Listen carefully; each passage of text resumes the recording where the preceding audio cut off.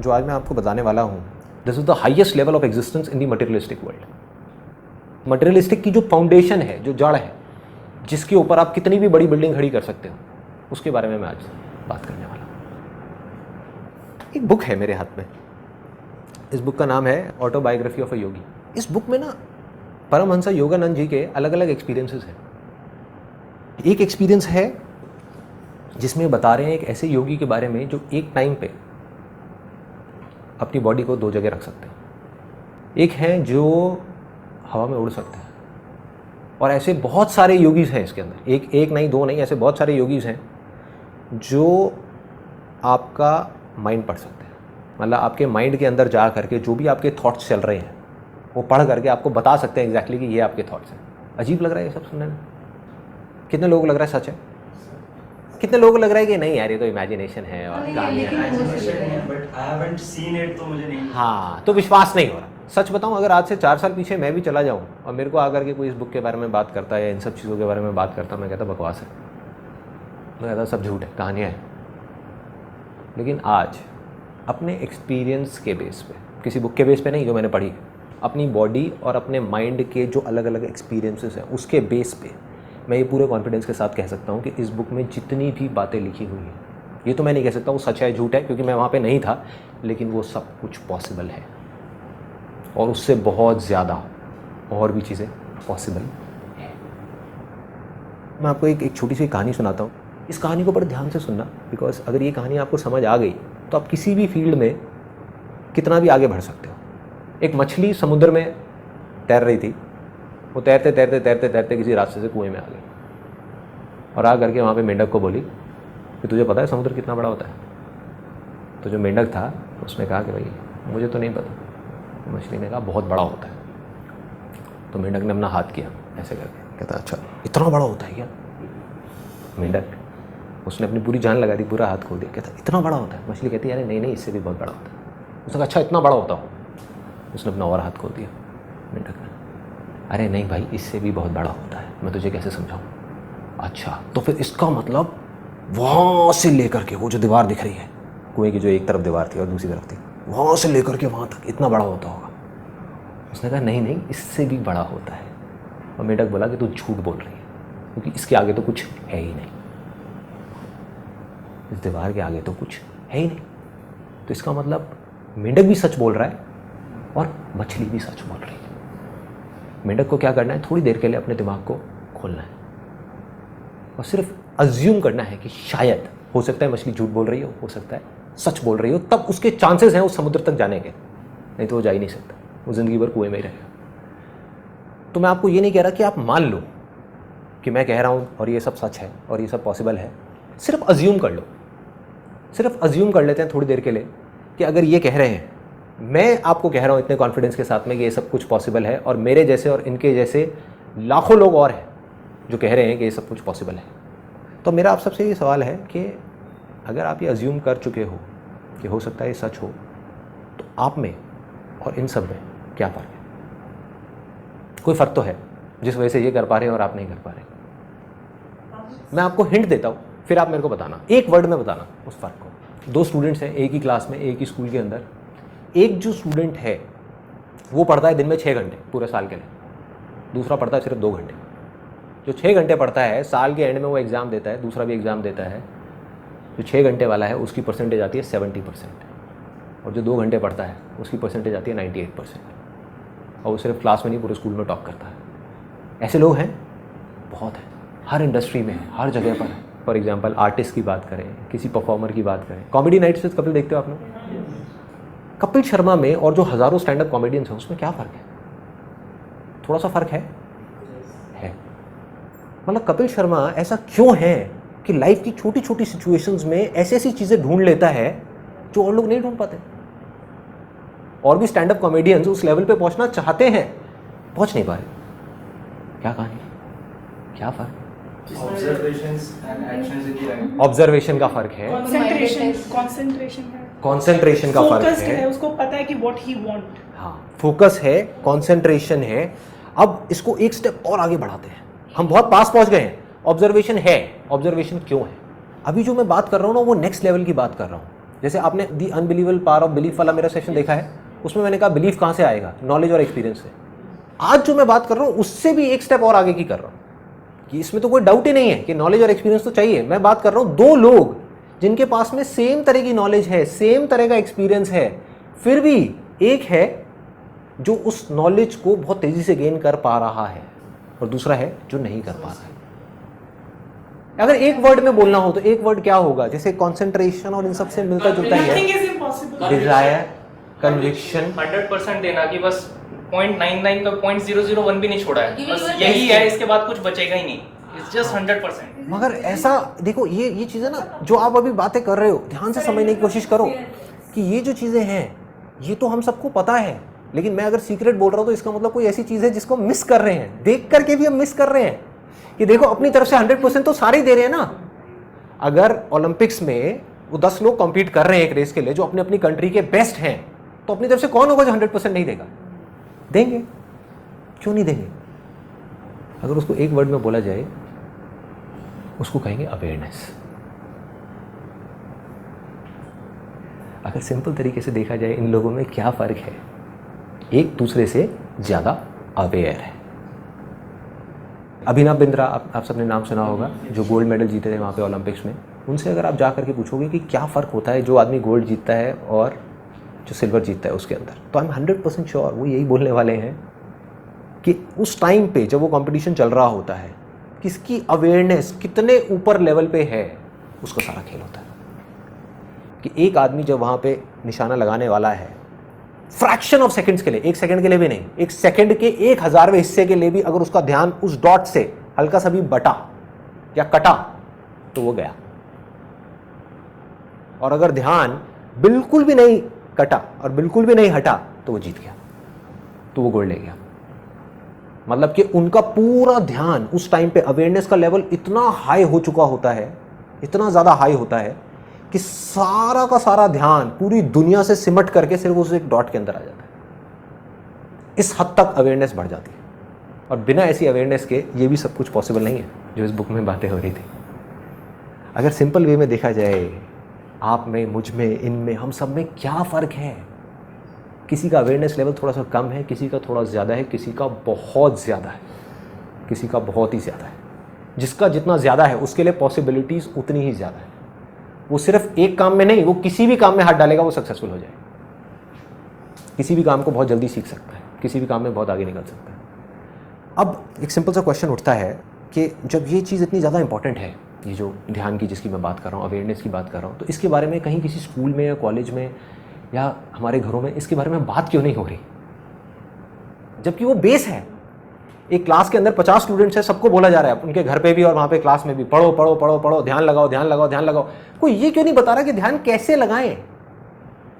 पहले देखना पड़ेगा, समझना पड़ेगा कि ध्यान एक यूथ का या हमारा भी सबका कितनी जगह भटका हुआ है, तो उसको एक जगह कैसे समेटे, ये अपने आप में एक आर्ट है, अपने आप में एक साइंस है। और जिसको ये आर्ट और साइंस समझ आ गई वो कुछ भी कर सकता है। और उसको बढ़ाने के बाद में एक हाई लेवल पे जब आप पहुंचते हो तो एक ऐसी स्टेज आ जाती है जब आपके हाथ में कंट्रोल होता है। आप जब चाहे, इस चीज़ को आप ध्यान से समझना, because this is very important.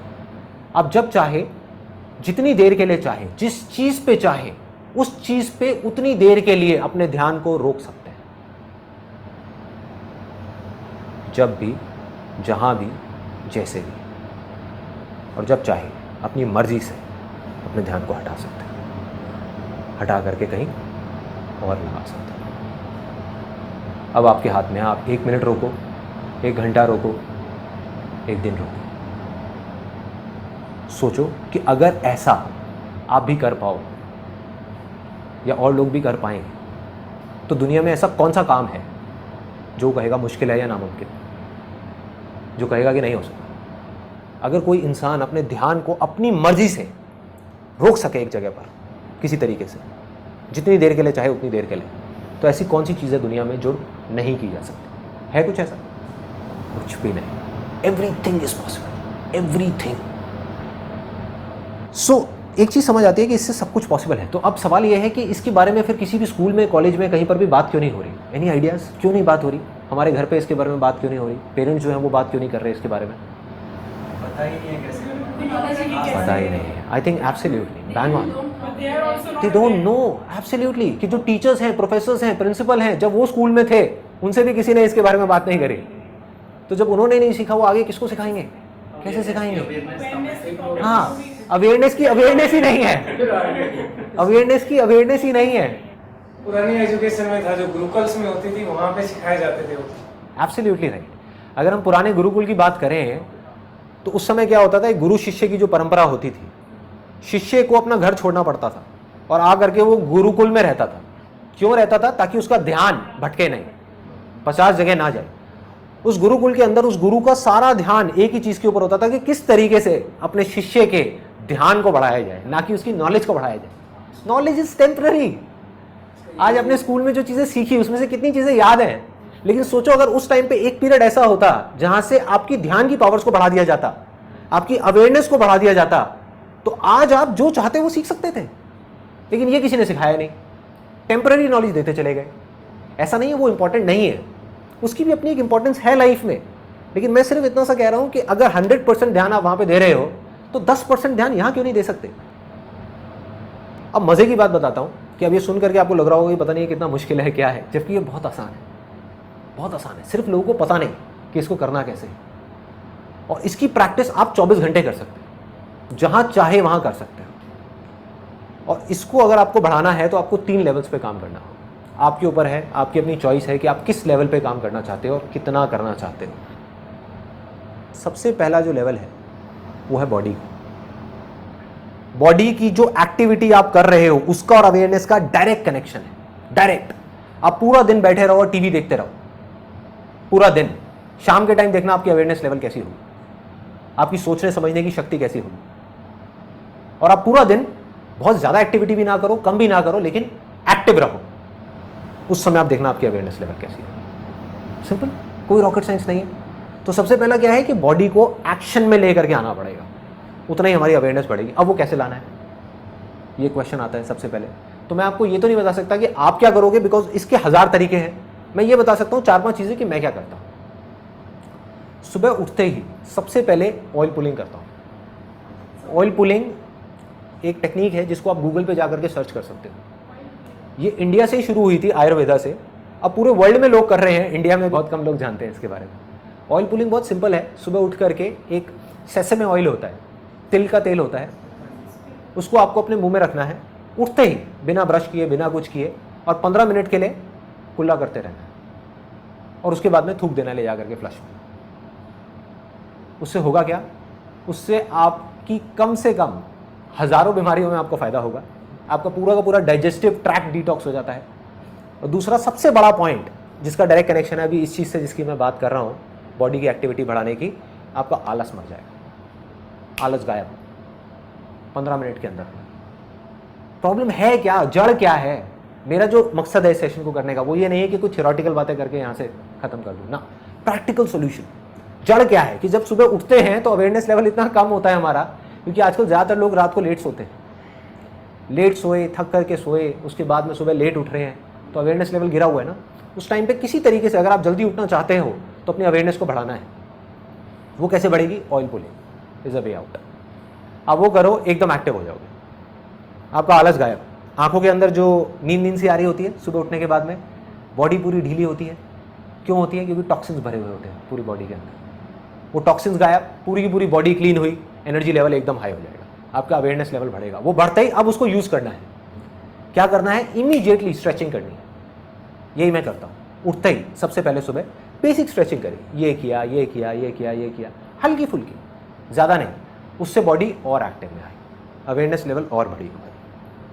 उसके बाद में मैंने क्या किया हुआ, अपने घर में थोड़ा सा पुशअप्स वगैरह कर लिए, एक रॉड लगवाई हुई है जिसके ऊपर थोड़े से चिनअप्स वगैरह कर लिए और ये सब कर लिया। उसके बाद में योगा कर लेता हूँ 20 मिनट के लिए, ज़्यादा नहीं, मतलब ये नहीं कि 1 घंटे के लिए करना है, 2 घंटे के लिए करना है। कभी पार्क चला गया जॉगिंग करने के लिए। इन अदर वर्ड्स, किसी भी तरीके से अपनी बॉडी को एक्टिव करता हूँ सुबह सुबह, क्योंकि अगर आपने सुबह अपनी बॉडी को एक्टिव नहीं किया तो नहीं कर पाओगे।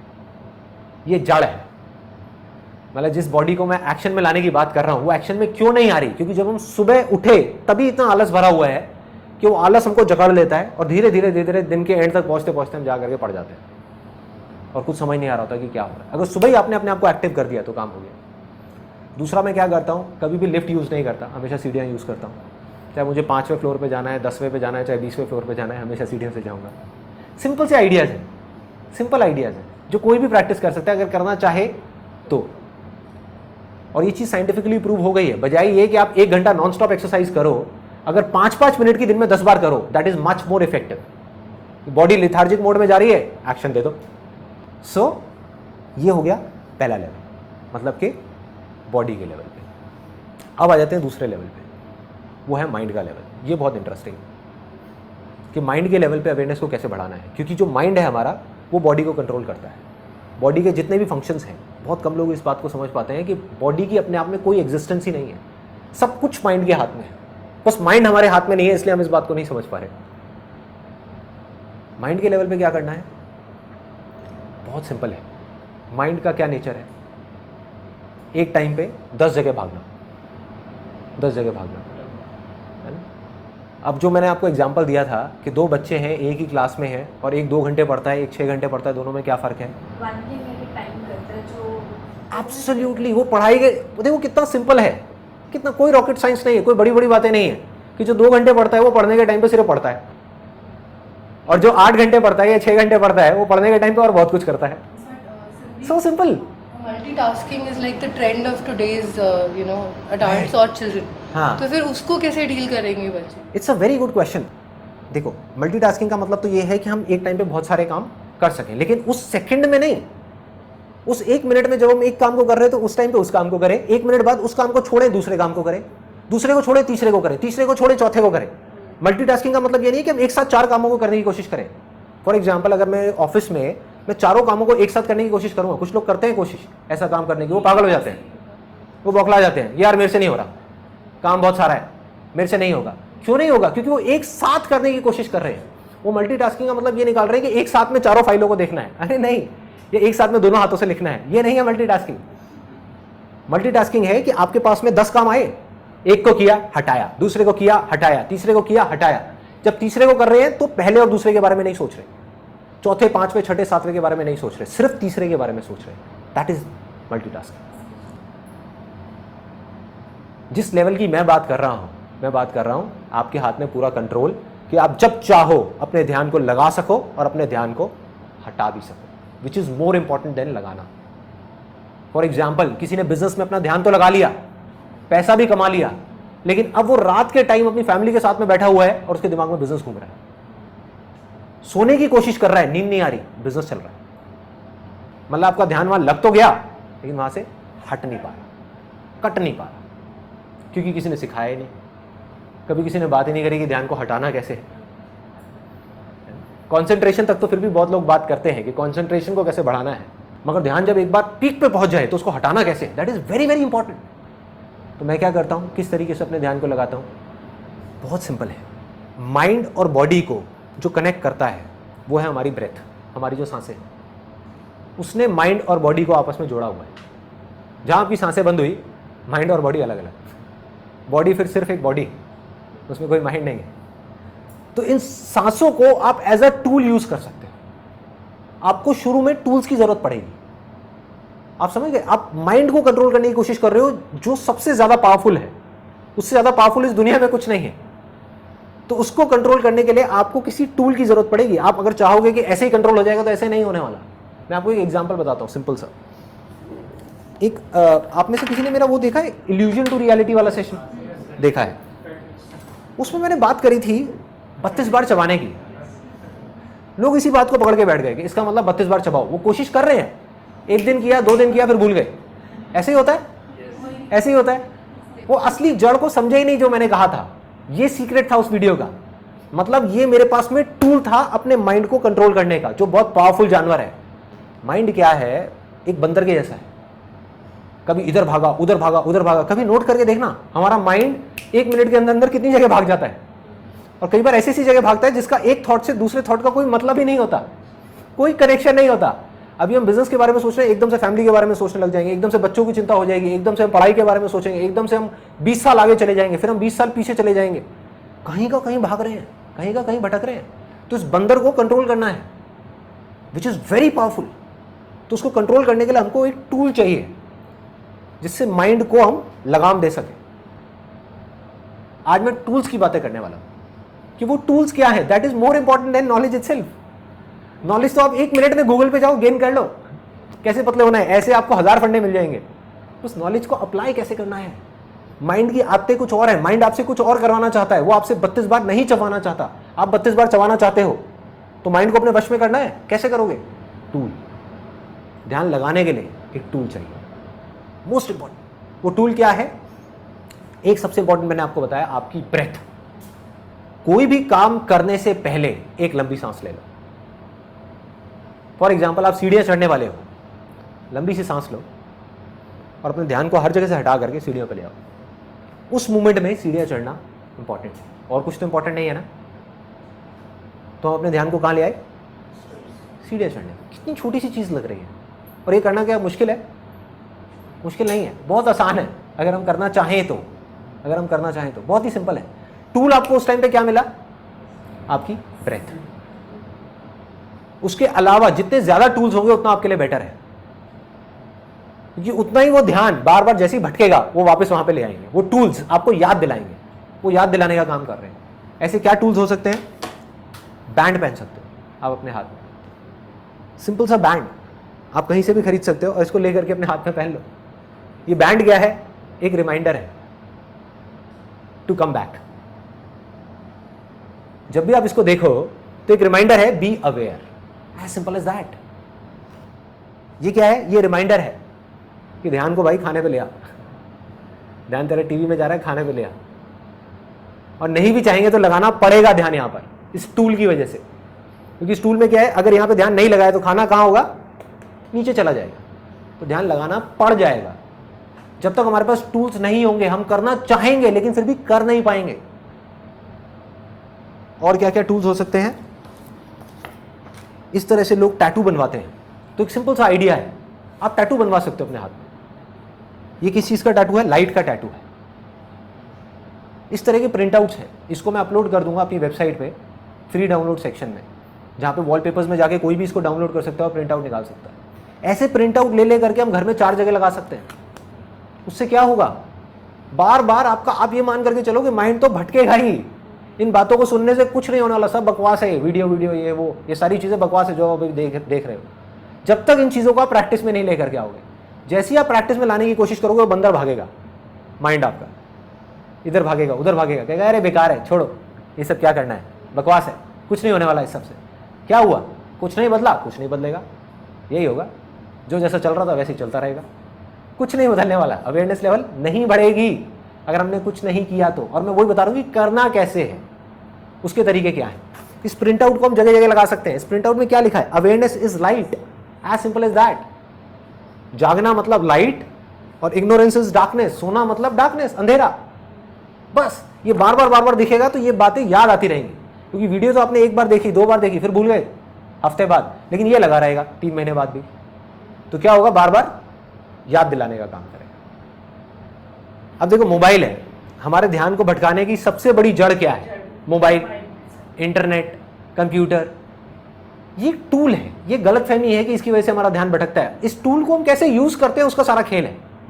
आग है ना, आग से हम जला भी सकते हैं और एनर्जी भी प्रोड्यूस कर सकते हैं। मोबाइल में आप हर 1 घंटे में रिमाइंडर लगाओ, be aware, awareness is light. हर 1 घंटे में क्या होगा?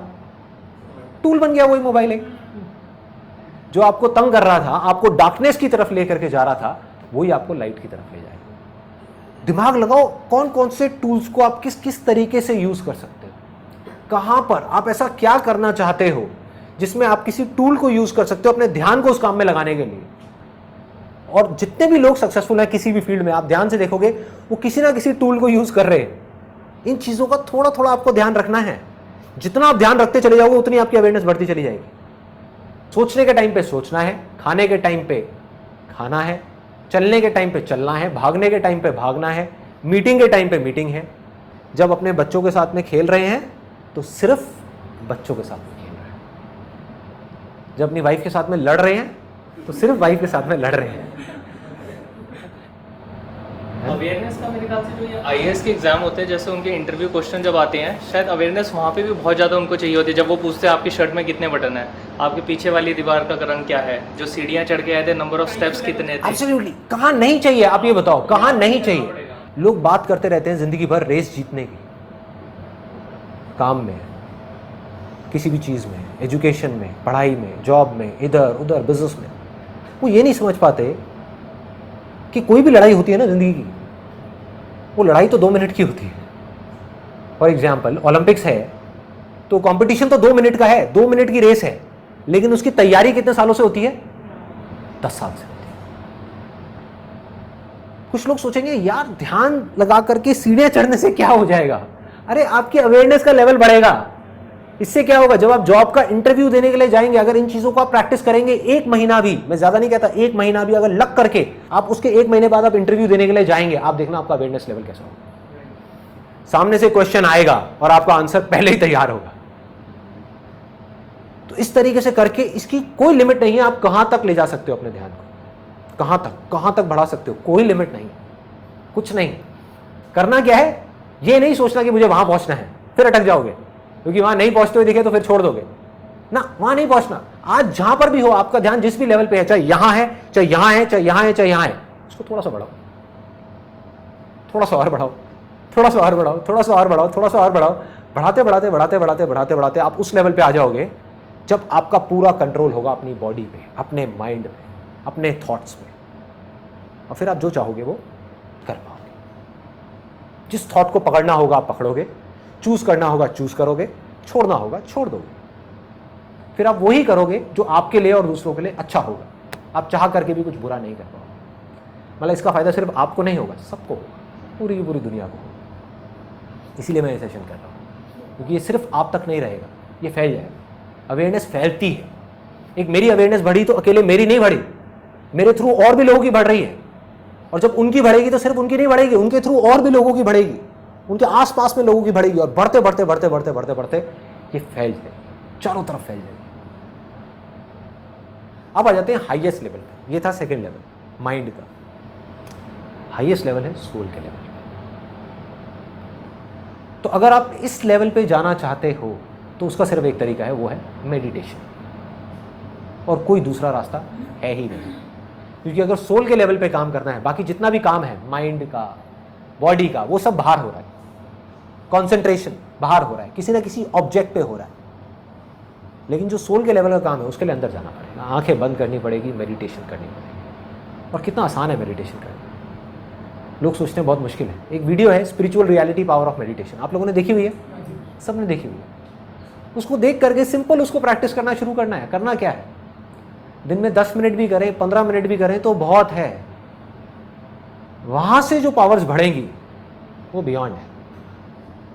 और अगर मेरा बस चले तो सबसे पहले मैं मेडिटेशन को कंपलसरी कर दूंगा इंडिया के जितने भी स्कूल्स हैं और कॉलेजेस हैं वहाँ पर। सिर्फ 15 मिनट का एक ऐसा पीरियड होना चाहिए डेली, हर स्कूल में और हर कॉलेज में, जहाँ पर इस अवेयरनेस के बारे में कुछ बात की जाए। बजाय उनको रट्टू तोता बनाने के, उनको एक ऐसा इंसान बनाया जाए। बजाय उनको रोज़ एक मछली खिलाने के लिए उनको मछली पकड़ना सिखाया जाए, ताकि ज़िंदगी भर के लिए उनका पेट भर जाए। बजाय नॉलेज की एक एक मछली रोज़ देने के, उनको ये समझाया जाए कि मछली पकड़ते कैसे हैं, कि इस नॉलेज की मछली को पकड़ा कैसे जाता है। वो ध्यान की पावर है। और मेरी आप सबसे रिक्वेस्ट है, आप लोग जो यहाँ पर बैठे हुए हैं या जो भी वीडियो में मेरे को देख रहे हैं, अपने एंड पे मेरे से जितना हो सकेगा मैं करूँगा। और आप लोगों से मैं बस इतनी सी रिक्वेस्ट कर सकता हूँ कि अगर हो सके तो अगर आप में से कोई टीचर है, पेरेंट्स हैं या स्टूडेंट्स हैं, इन तीनों में से किसी भी एक कैटेगरी में है, उनको एक लेटर लिखना है अपने प्रिंसिपल को। जिस लेटर के अंदर आपको ये लिखना है कि जो मेडिटेशन है उसके बारे में आप कहीं से भी कोई भी आर्टिकल उठा सकते हो। अब तो साइंटिफिक इतनी स्टडीज़ हो गई है मेडिटेशन के ऊपर जिसकी कोई हद ही नहीं है। मतलब हज़ारों स्टडीज़ हैं कि 20 मिनट की जो मेडिटेशन है वो 2 घंटे की नींद के बराबर है।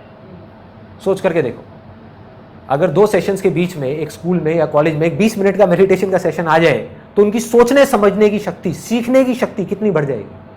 बच्चों की लाइफ बदल जाएगी। और आपको क्या करना है, एक लेटर में लिख करके कि we request you to please start a meditation session in your school, it's going to be great for the students. एक स्कूल में हज़ारों बच्चे हैं, कितने टीचर्स हैं, कितने पेरेंट्स हैं। मैं कहता हूँ अगर 10 लेटर भी पहुंच गए ना एक प्रिंसिपल के हाथ में, वो सोचने पे मजबूर हो जाएंगे। और उनको बोलो कि अगर आप सब बच्चों के लिए नहीं कर सकते कोई बात नहीं, 6 स्टैंडर्ड से ऊपर वालों के लिए कर दो। 6 के लिए नहीं कर सकते कोई बात नहीं, 10th से ऊपर वालों के लिए कर दो। करो तो सही, करो तो सही। और आई एम 100% श्योर कि अगर हम सब लोग अपने एंड पे इतना छोटा सा भी स्टेप उठा लेंगे, सिर्फ ये लेटर लिखने का, जिसकी मैं अभी रिक्वेस्ट कर रहा हूँ आप सब लोगों से जो ये वीडियो देख रहे हैं, कि सिर्फ एक लेटर लिख करके उस स्कूल में हम पहुंचा देते हैं, तो अगर आधे स्कूल्स भी, जितने स्कूल्स हैं इंडिया में, उसके आधे स्कूल्स भी अगर इसको शुरू कर देते हैं, आने वाले 10 साल के अंदर अंदर हिंदुस्तान का नक्शा बदल जाएगा। मैं लिख करके दे सकता हूँ कोरे कागज में। थोड़ी सी विजन को लॉन्ग टर्म रखना पड़ेगा, टेम्पररी सॉल्यूशंस की बजाय परमानेंट चीजों के बारे में सोचना पड़ेगा। एज पेरेंट्स, एज टीचर्स हम क्या कर रहे हैं? हम बोल रहे हैं पढ़ाई में ध्यान लगाओ लगाओ लगाओ लगाओ लगाओ। जब ध्यान को लगाना किसी ने सिखाया नहीं तो ध्यान लगेगा कैसे? ऊपर से हम कंपैरिजन कर रहे हैं उन लोगों के साथ जिनका ध्यान लग रहा है। क्या मतलब है? हो सकता है उनका पढ़ाई में लग रहा है, इसका म्यूजिक में लग रहा है, और हम कंपैरिजन कर रहे हैं एक म्यूजिक वाले को और पढ़ाई वाले को, जबकि दोनों की अपनी लिमिटेशंस है। जिसका पढ़ाई में लग रहा है उसने पढ़ाई में तो लगा लिया, म्यूजिक में नहीं लगा पाया। उसने म्यूजिक में लगा लिया, पढ़ाई में नहीं लगा पाया। अरे हमको करना है कि ध्यान का लेवल बढ़े, अवेयरनेस का लेवल बढ़े, कि वो बच्चा जब चाहे अपना पढ़ाई में ध्यान लगा सके, स्पोर्ट्स में ध्यान लगा सके, म्यूजिक में ध्यान लगा सके, किसी भी एक्टिविटी में ध्यान लगा सके, और जब वो उस एक्टिविटी को कर रहा है उस समय वो बाकी सारी एक्टिविटी से ध्यान हटा सके। ये सॉल्यूशन है, ये परमानेंट सॉल्यूशन है। अगर ऐसे बच्चे आगे आएंगे तो वो सोशली रिस्पॉन्सिबल सिटीजन होंगे, वो कुछ अच्छा ही करेंगे अपनी अपनी फील्ड में। बुरा चाहेंगे भी तो नहीं कर सकते, क्योंकि वो जागे हुए होंगे, सोए हुए नहीं होंगे। तो हमको उनको जगाना है, और सिर्फ ये नहीं कि बच्चों को जगाना है, पहले पेरेंट्स को जागना है। कई पेरेंट्स ये नहीं उठा करके बच्चे पर डाल दे, बेटा तू जाग, चल इस वीडियो को देख और जागना शुरू कर। अरे तुम्हें भी जागना है, सबको जागना है, बच्चों को जागना है, पेरेंट्स को जागना है, टीचर को जागना है, प्रिंसिपल को जागना है, सबको जागना है। जितने ज्यादा लोग जागते चले जाएंगे वो सोसाइटी उतनी ही अच्छी होती चली जाएगी, उतनी ही रहने लायक होगी। लास्ट में मैं सिर्फ इतना कहूंगा कि अब तक मैंने जो भी कुछ कहा है, अगर उसको एक लाइन में समअप करना हो, वो ये है कि अगर आप अपनी अवेयरनेस को टेम्पररी बेसिस पे बढ़ाना चाहते हैं तो बॉडी के लेवल पे काम करो। मतलब कि आपकी जो हदें हैं, हर आदमी की एक हद होती है, एक लिमिट होती है जहां तक वो जा सकता है, जिसके अंदर एक दायरा होता है जिसके अंदर वो काम कर सकता है। आपकी सोच का अपना एक दायरा है, आपकी स्किल्स का अपना एक दायरा है, आपकी नॉलेज का अपना एक दायरा है, आपके एक्सपीरियंस का अपना एक दायरा है। जब तक वो दायरा नहीं बढ़ेगा तब तक आप नहीं बढ़ सकते। As simple as that. तब तक आप मांग सकते हो कि मैं बढ़ जाऊं बढ़ जाऊं बढ़ जाऊं बढ़ जाऊं, मांगने से कुछ नहीं होने वाला। उस दायरे को बढ़ाना पड़ेगा, उस हद को बढ़ाना पड़ेगा। तो अगर तो आप अपनी इस हद को, जो भी आपकी हद है, जिस भी लेवल पे, चाहे वो इतनी है इतनी है इतनी है, उसको टेम्पररी बेसिस पे बढ़ाना चाहते हैं तो बॉडी के लेवल पे काम करना है। वो भी जरूरी है, वो भी जरूरी है, लेकिन टेम्पररी। बॉडी में जब एक्टिविटी करी, लेवल बढ़ा, एक्टिविटी बंद हुई, लेवल गिर गया। 2 दिन के लिए एक्टिव हुए, ठीक हो गया, 2 दिन के लिए फिर एक्टिव नहीं हुए, गिर गया। टेम्पररी बेसिस जरूरी है, लेकिन टेम्पररी। अगर इसको परमानेंट बढ़ाना है तो माइंड के लेवल पे काम करो। अगर अपनी हदों को परमानेंट बेसिस पे बढ़ाना है तो माइंड के लेवल पे अवेयर होना शुरू हो जाओ। जितना आप अवेयर हो जाओगे, आपके माइंड की जो हदें हैं वो बढ़ती चली जाएंगी, फैलती चली जाएंगी, फैलती चली जाएंगी, फैलती चली जाएंगी। लेकिन अगर आप दुनिया की सारी हदों को तोड़ करके आगे निकलना चाहते हो, वहां जाना चाहते हो जहां पर कोई हद नहीं, कोई लिमिट नहीं है, कोई बाउंड्री नहीं है, कोई बाउंडेशंस नहीं है, तो उसका सिर्फ एक तरीका है, अपनी आत्मा के स्तर पर काम करना, अंदर जाना होगा। यहां से शक्ति मिलेगी उस माइंड को कंट्रोल करने की। और एक बार आप जा करके इस अवेयरनेस में मर्ज हो गए, उसके बाद में कोई हद नहीं, कोई डर नहीं है, कोई परवाह नहीं है, कोई लिमिट नहीं है, ना नाम की कोई चीज नहीं है, कुछ भी पॉसिबल। Everything is possible.